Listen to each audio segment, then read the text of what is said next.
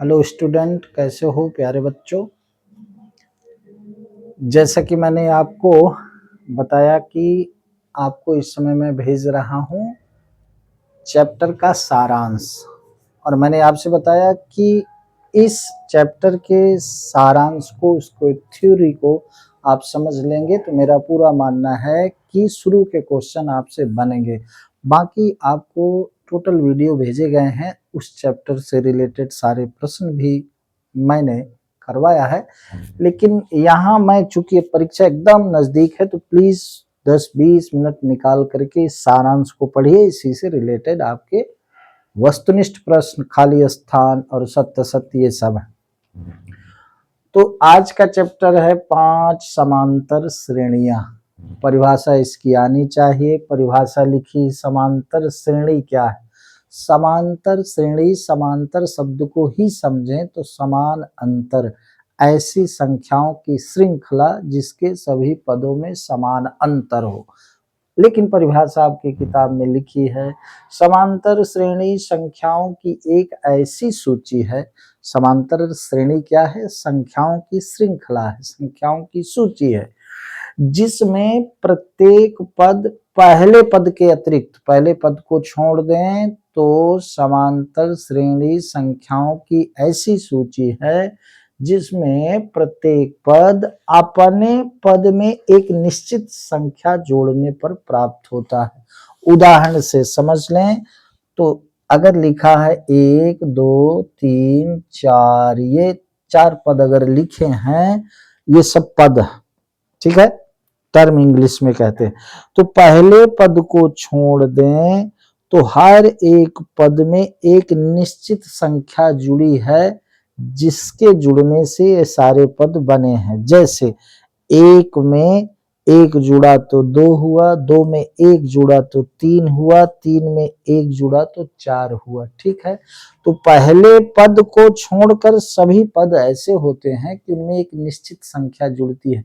वो जो निश्चित संख्या जुड़ती है उसी को हम कहते हैं सार्व अंतर, जिसको हम डी, कॉमन डिफरेंस, डी से डिनोट करते हैं। ठीक है, अब देखिए, तो एक निश्चित संख्या पहले पद को छोड़कर, पहले पद के अतिरिक्त एक निश्चित संख्या जोड़ने पर प्राप्त होता है क्या? समांतर श्रेणी की परिभाषा। परिभाषा से रिलेटेड प्रश्न आ सकते हैं। दूसरा है सार्व अंतर। अभी मैंने कहा ये जो निश्चित संख्या है, सार्व अंतर शब्द में जाए तो सभी में अंतर। ठीक है, तो सभी में अंतर मैंने कहा ना कि अगर 2 में 1 घटाएं तो 1 आएगा, 3 में 2 घटाएं तो 1 आएगा, 4 में 3 घटाएं तो 1 आएगा। तो इसको ऐसा भी समझ सकते हैं कि हर अगली संख्या को पिछली संख्या, यानी हर अगले पद को पिछले पद से घटाएं तो एक संख्या समान प्राप्त होती है। कहने का मतलब कि इन सभी में एक का अंतर है, जिसको हम सार्व अंतर कहते हैं। और लिखा है यह निश्चित संख्या एपी का सार्व अंतर कहलाती है, यानी कि डी क्या है? कॉमन डिफरेंस, जिसको हम सार्व अंतर कहते हैं। बात क्लियर हुई? यहां ध्यान देने की ये बात है, इससे भी प्रश्न बन सकते हैं क्या? सार्व अंतर जो होता है, डी जो होता है, कॉमन डिफरेंस जो होता है, वो धनात्मक भी हो सकता है, ऋणात्मक भी हो सकता है और शून्य भी हो सकता है। शून्य हो सकता है, जैसे अगर लिखा है ये 2 2 2 2, तो ये भी एक संख्याओं की श्रेणी है। इसमें सार्व अंतर यानी कॉमन डिफरेंस क्या है? इसमें इसको घटाएं तो 0, इसमें इसको घटाएं तो 0, इसमें इसको घटाएं तो 0, है ना। तो सार्व अंतर यानी कॉमन डिफरेंस, यानी डी, जिसको डी से डिनोट करते हैं डिफरेंस, वो धनात्मक भी हो सकती है, ऋणात्मक भी, शून्य भी हो सकती है। यहां से प्रश्न बन सकता है। ठीक है, सत्य में दे सकता है क्या? सार्व अंतर, सार्व अंतर हमेशा ऋणात्मक होती है। सत्य है कि असत्य? तो हमेशा ऋणात्मक नहीं होती। या कि सार्व अंतर हमेशा धनात्मक होता है या शून्य होता है? तो धनात्मक भी होता है, ऋणात्मक भी होता है, शून्य भी होता है। बात समझ में आई? अब यहां लिखा है परिमित एपी, एपी दो तरह की, एक परिमित एपी, एक अपरिमित एपी। परिमित एपी किसको कहा गया? अगर एपी में अंतिम पद है तो वो परिमित एपी, यानी जिसकी सीमा। अब जैसे एक ये एपी है, एपी ये क्या है? 1 2 3 4, इसका अंतिम पद 4 है, इसलिए ये परिमित एपी है। परिमित समांतर श्रेणी। परिमित समांतर श्रेणी क्या? जिस समांतर श्रेणी में अंतिम पद हो, ठीक है, यानी पदों की संख्या निश्चित हो, ठीक है, उसको कहते हैं परिमित एपी। अपरिमित एपी जिसमें पदों की संख्या निश्चित ना हो, यहां लिखा है ना, अपरिमित में नहीं क्या? अपरिमित में नहीं क्या?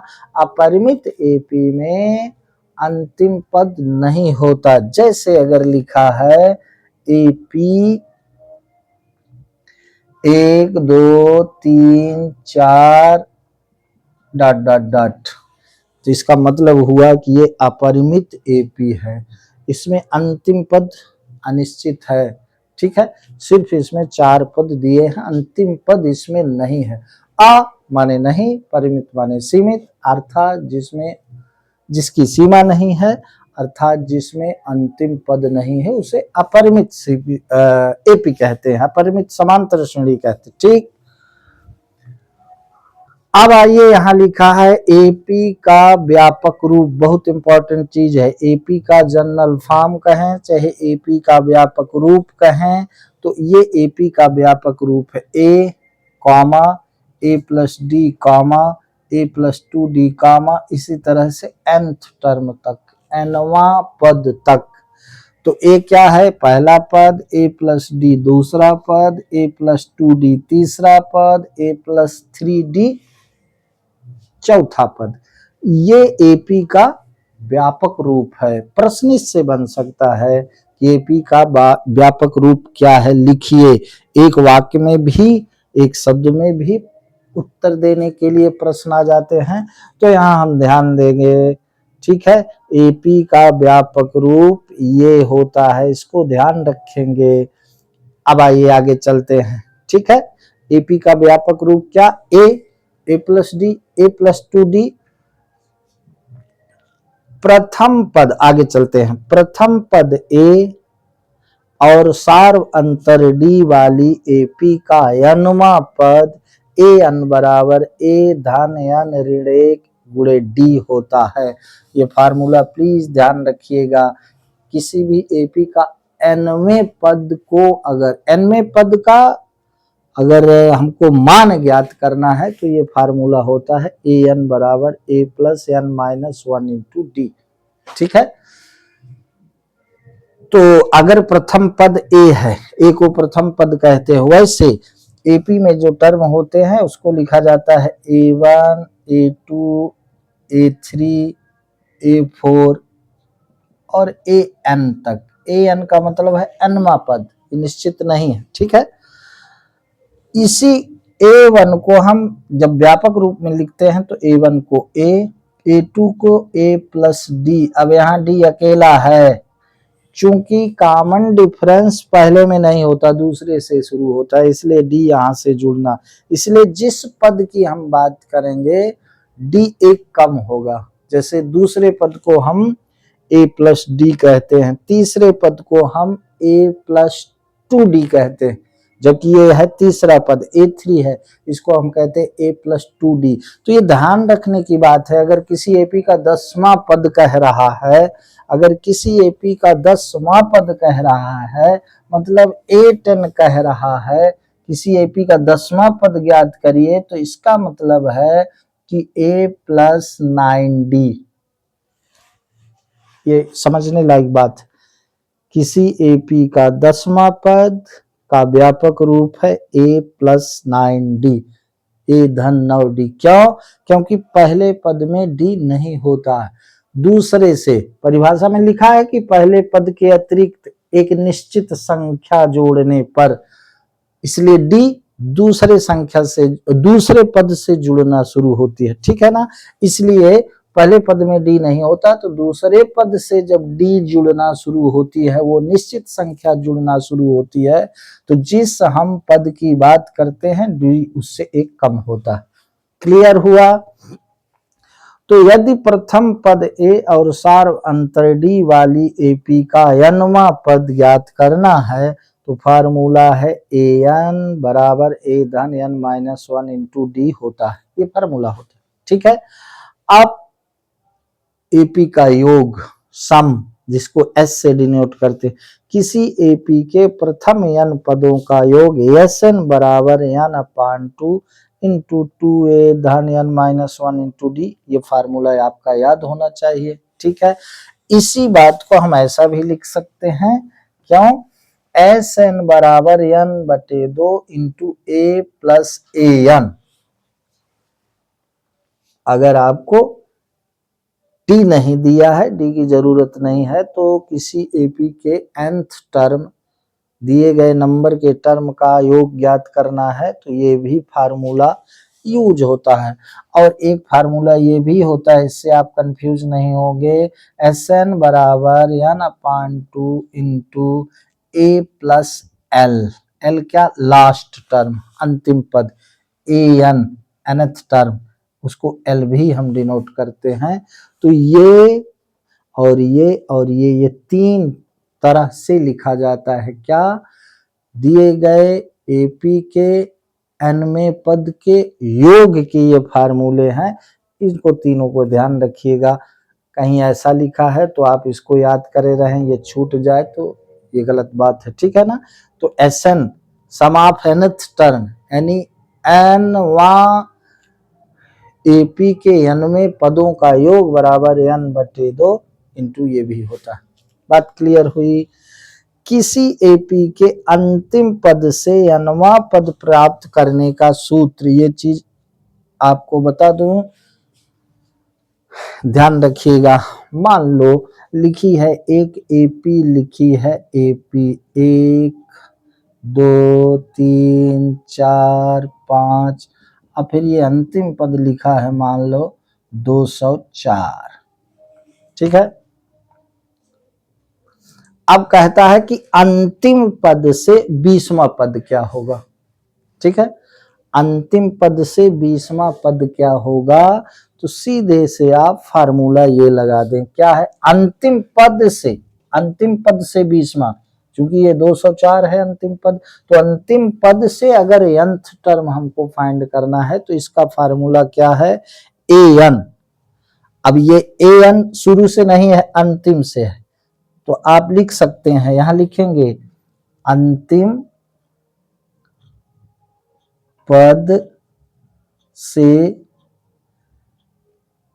20वां पद, 20वां पद अगर ज्ञात करना है, यानी कि इसको A20 भी हम लिख सकते हैं, तो A20 बराबर हुआ क्या? L क्या है? अंतिम पद 204 L माइनस, अब n इसमें कितने हैं, चूंकि 1 2 3 4 5, तो 204 इसमें n है। ठीक है, इसमें कुल पदों की संख्या n माने पदों की संख्या, तो 204 पदों की संख्या है, तो यहाँ L minus n minus 1 into D क्या है? D1। ठीक है,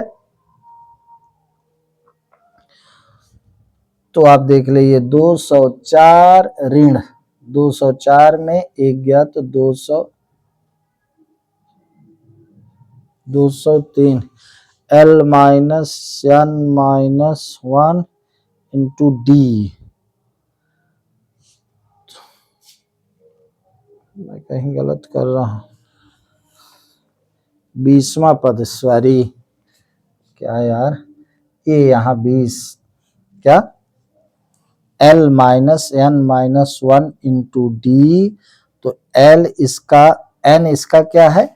20वें पद की बात हो रही भाई, n 20वें पद, 20 माइनस 1 गुणे 1।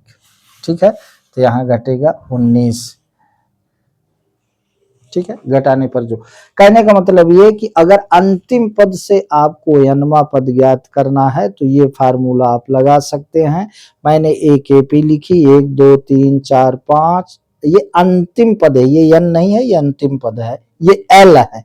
ठीक है, तो l माइनस n, n क्या है, 20वां पद ज्ञात करना है, तो n ये 20 है, तो 20 माइनस 1 गुणे 1, 1 क्या है, इसका d।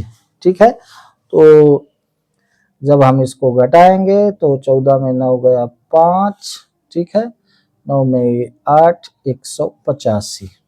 ठीक, 185 इसका A20 हो गया, यानी 20वां पद हो गया। बात समझ में आई? तो इसको हम एपी भी बना सकते हैं, इधर से उल्टा लिख दे, लेकिन सीधा सा फार्मूला है कि अगर अंतिम पद से nवां पद आपको ज्ञात करना है तो आप ये फार्मूला यूज कर सकते हैं। तो इस तरह से अध्याय 5 चैप्टर 5 की ये महत्वपूर्ण बातें, इसको अगर आपने ध्यान से देख लिया तो फिर आपको इससे रिलेटेड जो भी वस्तुनिष्ठ प्रश्न है, छोटे प्रश्न है, रिक्त स्थान, खाली स्थान, आपसे बनना ही है। तो आइए इसके बाद फिर हम कुछ प्रश्नों को, कुछ वस्तुनिष्ठ प्रश्न सत्य सत्य आपके सामने रखते हैं, तो इस तरह से उसको करेंगे तो अभ्यास होगा आप।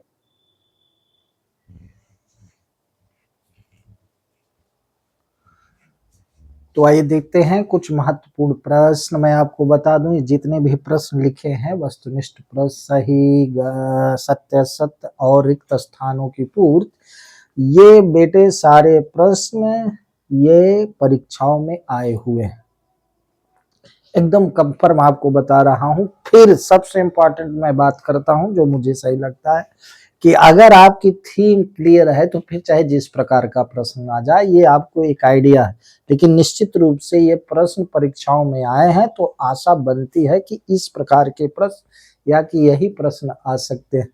तो देख लें, अगर आपसे थीम क्लियर है, आपसे सूत्र क्लियर है, आपका टॉपिक क्लियर है, प्रश्न एक, किसी एपी में यदि डी बराबर ऋण 4 n बराबर 7 एवं an बराबर 4 हो तो ए होगा।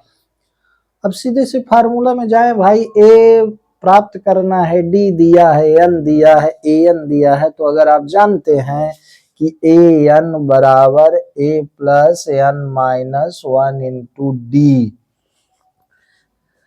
गणित के ऑप्शन या गणित की कोई चीज याद नहीं करी जा सकती है, दैट्स ऑल। सीधा सा मतलब है कि अगर आपसे थीम आती है उस पर फोकस करिए, इसलिए मैं सार देता हूं उसका कि इसको तो आपको जानना ही होगा। ये तरह तरह के अगर आपको बताया जाता है कि ये पढ़ लो, इस सीन से आएगा, ये पढ़ लो, ये तो बात सही है जो कहते हैं अपने तरीके से, लेकिन मेरा मानना ये पढ़ लो, ये आएगा, 100% आएगा। या तो इस तरह फार्मूला पूछेगा या इसी से रिलेटेड प्रश्न पूछेगा। तो इसमें ए एन दिया है 4, रख दो, ए पूछ रहा है रहने दो, एन दिया है 7 ऋण 1, डी दिया है भाई ऋण 4, रख लिया, ये मल्टीप्लाई में है, तो 4 बराबर ए, 6 में ए, 7 में 1 गए 6, 6 चौको 24, तो ऋण 24, इधर ट्रांसपोज कर दिया पक्षांतर, तो ये हो गया 28 बराबर ए, यानी ए बराबर 28, इसका डी ऑप्शन सही।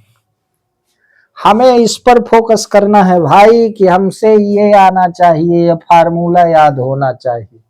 ठीक है, अब अगर कोई कहता है कि यही वाला प्रश्न आएगा तो ऐसा आवश्यक नहीं, इससे रिलेटेड आएगा, दैट्स ऑल, राइट।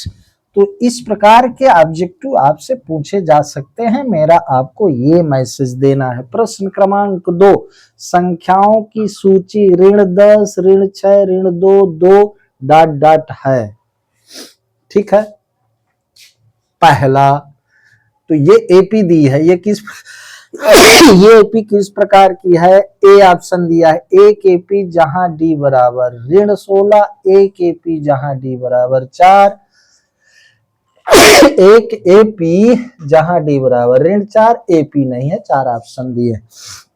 तो ये एक एपी है जहां डी बराबर इतना है, तो हम डी को ही डिस्कस कर लें कि इसका अगर हर पॉइंट पर यानी कि ऋण 6 में ऋण 10 घटाएं, ऋण 2 में ऋण 4, यानी कि अगर A1 आप समझते हैं, A1 पहला टर्म, A2 दूसरा टर्म, A3 तीसरा टर्म माने पद, अगर A2 ऋण A1 बराबर A4 A3 ऋण A2 ये अगर बराबर है तो ये AP है, मतलब इसमें इसको घटाएं, इसमें इसको घटाएं, अगर बराबर आता है तो AP है।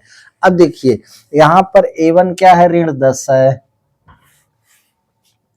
A1 क्या है ऋण 10 है, A2 क्या है यहाँ पर, A2 ऋण 6 है भाई, ऋण 6, ये ऋण 10 ऋण 6, A3 क्या है ऋण 2, A3 है ऋण 2। कहने का मतलब अगले वाले टर्म से, पद से अगर पीछे वाले को घटाएं तो ऐसा 2 बार अगर करें और वो बराबर डिफरेंस आता है तो वो AP है।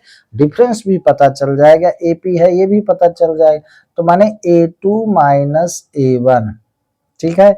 A2 कितना है ऋण 6, ऋण A1 है ऋण 10, तो ऋण 6 ऋण ऋण धन 10, तो क्या आया 4 आया। इसी प्रकार से A3 माइनस A2, यहां देख ले A3 माइनस A2, A3 क्या है ऋण 3, सॉरी A3 ऋण 2, ठीक ऋण 2 है, तो A3 ऋण 2 माइनस A2 क्या है ऋण 6 है, तो ऋण ऋण ऋण 2 धन 6, 6 में 2 गए 4, यानी ये बराबर आ रहा है। यानी ऋण 6 में ऋण 10 को हमने घटाया तब भी 4 आया, ऋण 2 में ऋण 6 को घटाया तब भी 4 आया। इसका मतलब ये एक AP है, जहां D सार्वंतर कॉमन डिफरेंस 4 है, इसका ऑप्शन सही होगा B, ठीक है। तो इस तरह से हमें थीम कंप्लीट है, तो हमसे बनेगा इसमें कोई दो राय नहीं।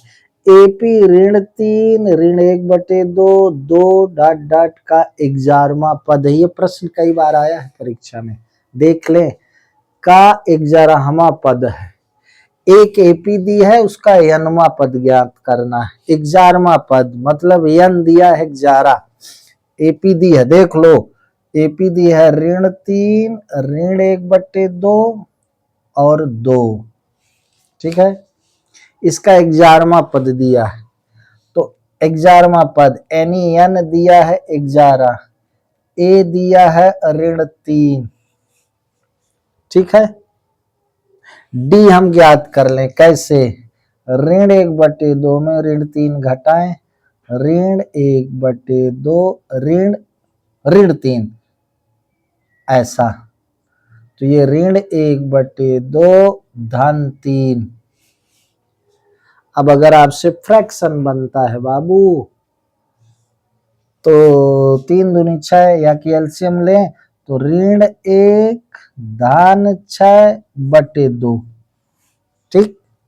तो ये कितना हो गया 5, 6 में 1 गया 5, 5/2 आया, तो इसका D कितना आया ये देख लीजिएगा, D इसका आया 5/2। देख ले इसको, AP ऋण 3 ऋण 1/2 2 का 11वां पद, इनमें से क्या होगा ये बता रहे हैं। मैं कह रहा हूं 11वां पद पूछा है तो n 11, A पहला पद, D मैंने ये निकाला 5/2, कैसे निकाला, चाहे 2 में इसको घटा दो, चाहे ऋण 1/2 में इसको घटा दो, D आ जाएगा, तो D क्या आया 5/2। तो 11वां पद A11 बराबर, इसको जनरल फॉर्म में 10D ऐसा लिखेंगे ना, या कि AN बराबर A plus n minus 1 into D लगा दो, बात वही है। तो देख लो A कितना है ऋण 3 धन 10, D कितना है 5/2, तो 2 पंचे 10, 5 पचम 25, 25 में 3 गया 22, ठीक है। इसका B ऑप्शन सही। ये देख लें, 5 पचम 25, 25 ये ऋण 3 है तो 25 में 3 गया बाई, यानी 11वां पद 22 आ गया। क्या आया? A11 22, 11वां पद इसका 22 आ गया। बहुत इंपॉर्टेंट प्रश्न है, प्लीज इसको करिएगा, देखिएगा, ठीक है। तो इसका भी ये बी सही है। अब आते हैं 3-4 प्रश्न खाली स्थान के। प्यारे बच्चों, मैं आपको बता दूं ये सारे प्रश्न आपके परीक्षा में किसी न किसी ईयर में आए हैं। इस दृष्टि से मैं कह सकता हूं ये इम्पोर्टेंट प्रश्न है। दूसरा, मैं हमेशा यही कहूंगा, अगर आपको थीम क्लियर है, उस चैप्टर की बात क्लियर है, फार्मूला क्लियर है, तो आपसे ये प्रश्न यूं बन जाएंगे, यूं। क्योंकि एमपी बोर्ड के मैंने कई पेपर देखे हैं, इसी तरह के प्रश्न आते हैं, ठीक है। प्रश्न 4, यदि एक समांतर श्रेणी का प्रथम पद ए तथा सार्व अंतर डी हो तो उसका अन्मा पद होता है A plus N minus 1 into D. भर दो भैया, ये मैं बता चुका हूं, बस ये भी प्रश्न कई बार आ चुका है। यदि एक समांतर श्रेणी का प्रथम पद ए तथा सार्व अंतर डी हो तो उसका यनमा पद ए धन n माइनस 1 डी होगा। यहाँ आप यनमा पद ये लिख दें, ठीक है। अब देख लें प्रश्न 5, समांतर श्रेणी 3/2, 1/2, ऋण 1/2, ऋण 3/2 का सार्व अंतर डी बराबर होगा। अब देखिए भिन्न है, भिन्न आपसे आनी चाहिए, आती ही होगी, तो सीधा सा मतलब का सार्व अंतर, समांतर श्रेणी लिखा है तो इसका मतलब ये समांतर श्रेणी तो है, तो डी इसका कैसे ज्ञात करेंगे? A1, A2, A3, A4 है तो A4 में चाहे A3 घटा दो, A3 में चाहे A2 घटा दो, A2 में चाहे A1 घटा दो, आपका सार्व अंतर आ जाएगा। तो D बराबर होता है A2 माइनस A1, A2 है 1/2 माइनस A1 है 3/2, भैया एलसीएम 2, 1 माइनस 3 इजिकल टू -2/2, ऋण 2/2 कट गया, ऋण 1, इसका डी ऋण 1 होगा। ये भी प्रश्न परीक्षा में आ चुका है। का सार्व अंतर डी बराबर ऋण 1 है, ठीक है। एपी 5, 10, 15 का 10वां पद रिक्त स्थान है, तो 10वां पद मतलब क्या? 10वां पद A10 बराबर A प्लस 9D, एपी में ए दिया है, डी 10 में 5 जाएगा, 5 आएगा, तो लिख दो भैया 10वां पद ए कितना है? 5 धन 9 गुणे डी कितना है? 10 में 5 गए 5, चाहे 15 में 10 गए 5, तो सीधा सा बात है 5 धन 45, तो इसका 10वां पद है 50, ये 50 है, ठीक है। 5, 10, 15 एपी है का 10वां पद 50 है, ठीक। इसी तरह से एपी 7, 13, 19 ये लास्ट टर्म है वाला, डॉट डॉट डॉट फिर 205 में पदों की संख्या है। अब भैया इसमें n ज्ञात करना है, ठीक है। an इसको कह सकते हैं, लास्ट टर्म है तो इसमें an कहते हैं लास्ट टर्म को। 205 क्या है? an है, a क्या है? 7 है, d क्या है? 13 में 7 चले गए, 7 6 13। अब ये थोड़ा सा मैं आपको जल्दी बता रहा हूं क्योंकि मैं इसको पूरा अच्छे से आपको पढ़ाया हूं भाई, तो ये में पदों की संख्या पूछ रहा है, पदों की संख्या। अब देख ले 7, 13, 19 डॉट डॉट डॉट 205 ये लास्ट टर्म है, यानी परिमित एपी है।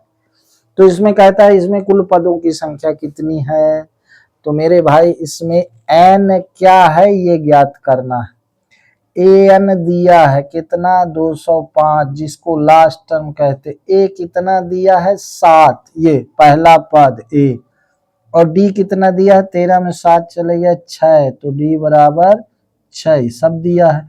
फार्मूला रख दो, n आ जाएगा। कैसे? an is equal to a plus n minus 1 into d. an कितना है 205, a कितना है 7 धन n हमें ज्ञात करना है, d कितना है 6। ठीक है, तो ये 205 ऋण 7 बराबर 6 ऋण 6। ठीक है, अब देखें सरल तरीके से आपको समझा। ऋण 7 धन 6 बराबर 6n। अब यहां देख लें 6 में 7 जाएगा, या तो आप सीधे 205 में 6 जोड़ दें तो 6 5 11, तो 211 हो गया। और 211 में 7 घटा दो, ठीक है, तो 7 4 11, यानी इसका कैलकुलेशन 204 बराबर 6n, तो 204 बटे 6 बराबर n। 6 3 18, 6 चौको 24, n बराबर 34। ठीक है, n बराबर कितना आया 34, तो यहाँ होगा 34। अब मेरे भाई ये रटने की चीज थोड़ी ना है, ये समझने की चीज है। कोई कहे 5 मिनट में आप सीखिए ये वो, मेरा सीधा सा फंडा है। थीम कंप्लीट करिए। ये जो मैं दे रहा हूं मेरा सीधा मकसद है, एक नजर में आप पाठ की थीम को रिवाइज करिए और फिर उससे रिलेटेड ऐसे प्रश्न आते हैं, मेरा ये मकसद है। ओके, तो n बराबर हो गया 34, इसमें 34 होगा। ठीक है, अब आते हैं सत्य सत्य में। ये 3 प्रश्न सत्य सत्य के। समांतर श्रेणी के पद सदैव बढ़ते क्रम में होते हैं। समांतर श्रेणी के पद सदैव बढ़ते क्रम में होते हैं, असत्य है। बढ़ते क्रम घटते क्रम सब में होते हैं, असत्य है भाई, असत्य। ठीक है, 1 2 1 3 एक समांतर श्रेणी नहीं है। समांतर श्रेणी नहीं है ये कैसे जाने? 2 में 1 घटाए तो 1 आया, 1 में 2 घटाए तो ऋण 1 आया। इसका मतलब d, जिसको हम एक निश्चित संख्या कहते हैं, वह निश्चित संख्या हर स्थान पर 1 नहीं आ रही है। अगर a2 minus a1 is not equal to a3 minus a2 है, ये समझ रहे हैं? वही तो है भाई, a2 minus a1 is not equal to a3 minus a2। अगर ये बराबर नहीं है, मैं कह रहा हूं कि वो निश्चित संख्या जिसको सार्वंतर कहते हैं, अगर वो हर स्थान पर बराबर नहीं, चूंकि वो निश्चित संख्या जुड़ने पर तो एपी बनती, तो निश्चित संख्या जुड़े घटे, ठीक है, लेकिन वो सेम होनी चाहिए। तो देखो a2 माइनस a1, 2 में 1 गया 1 आया, ये बराबर नहीं है किसके? 1 में 2 गया ऋण 1 आया, इसलिए एक ही पी नहीं है, ये सत्य है। दूसरा क्या? 1 2 1 3 एक समांतर श्रेणी नहीं है। अच्छा प्रश्न है, क्यों नहीं है समांतर श्रेणी? कैसे हमने जाना? तो मैंने बताया, तो a2 में a1 घटा दो और a3 में a2 घटा दो, अगर दोनों स्थान पर बराबर आ रहा है। ठीक है, a2 यहाँ क्या था 2 था, a1 क्या था 1 था, और यहाँ a3 क्या था 1 था, A2 क्या था, 2 था। This is not equal to, ये बराबर नहीं। प्रश्न 10, समांतर श्रेणी 10 7 4 का 10वां पद ऋण 17 है। इसको चेक करेंगे तब जानेंगे ना कि ऋण 17 है कि ऋण 16। 10वां पद यानी A+9D, ठीक है, A+9D। ए है 4, डी है 7 में 10 गया ऋण 3। ए है 7 धन, डी है ऋण 3, तो 7 9 त्रिक 27 धन ऋण का ऋण, तो 7 में 27 चला गया, ऋण 20 आया भाई। ठीक है, समांतर श्रेणी 10 7 4 का 10वां पद ऋण 17 है। तो 10वां पद क्या लिखते हैं, A+9D ना। तो ए कितना है, 10, सॉरी ए 10 है यार, ए 10 है। 9D, डी क्या है, 7 में 10 गए ऋण 3, तो 9 त्रिक 27, यहाँ 10, तो यहाँ ऋण 17, चूक नहीं करना है। 10 में 27 गया ऋण 17, इसका मतलब ये सत्य है, क्योंकि इस एपी का ऋण 17 10वां पद है। ठीक है, तो इस तरह के प्रश्न आपसे पूछे जाएंगे। पुनः मैं आपको कहता हूं मेरे भाई, आपको उस पाठ की थीम बननी चाहिए, उसके सूत्र बनने चाहिए, वो समझ में आने चाहिए, तब जाकर के आप इस प्रकार के प्रश्नों को याद करें, आपसे बन पाएंगे। और शुरू में मैंने कहा था, जब से मैंने आपको पढ़ाना शुरू किया, आपको वीडियो डाला, तो मैंने बताया इम्पॉर्टेंट है आपको उन बातों को समझना। ये मैंने आपको बताया। इम्पॉर्टेंट प्रश्न इन दिस सेंस, सीधा सा मतलब मेरे भाई, इस तरह के प्रश्न परीक्षा में आए, प्रश्न आ सकते हैं, इस आशा से इन्हें जरूर लगाए, लेकिन थीम पर ध्यान दें। किसी पाठ के सारांश यहाँ मैं इसलिए कह रहा हूं कि मैं एक पेज पर उसको आपको समझाता हूं तो आपका रिवाइज हो जाए। बाकी पूरे उस टॉपिक का वो पूरा थीम है, पूरे सूत्र हैं। सो प्लीज, अगर आपको ये मेरी बात समझ में आई तो इसको आप अपने मित्रों को शेयर करिएगा, और मेरे गणित के channel you can do maths को सब्सक्राइब करिएगा। आज बस इतना ही। जय हिंद।